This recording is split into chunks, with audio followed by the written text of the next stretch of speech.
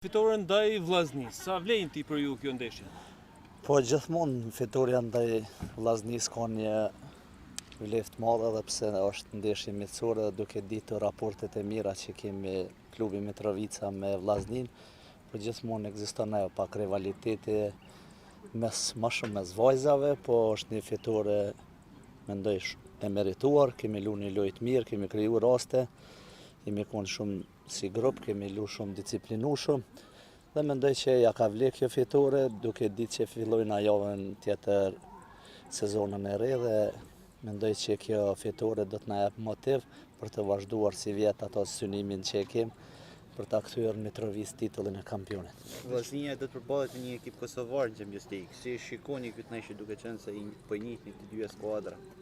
Po Vllaznia është një ndër ekipat më të mira shqiptare në Ballkan dhe mendoj që Vllaznia është edhe e kam atë mendim që është edhe favorit në grup.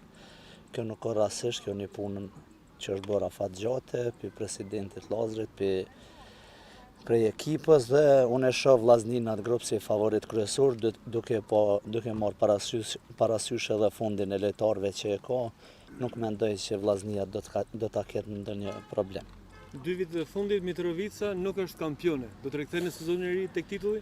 Po, besoj që po, unë tash kam qenë në Finland, kjo është sezona ime që jam kthy pas 2 viteve, kam qenë pak jashtë e kam vendosur të kthehem në Mitrovicë, ku kam kalu edhe ku kam fillu si trener dhe ku kam kalu shumicën e kohës.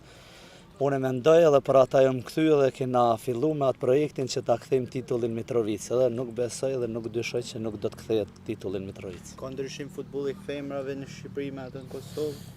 Po, nuk muj me thonë pasi që nuk i kom pa shumë ekipet e Shqipërisë, po mendoj që jemi aty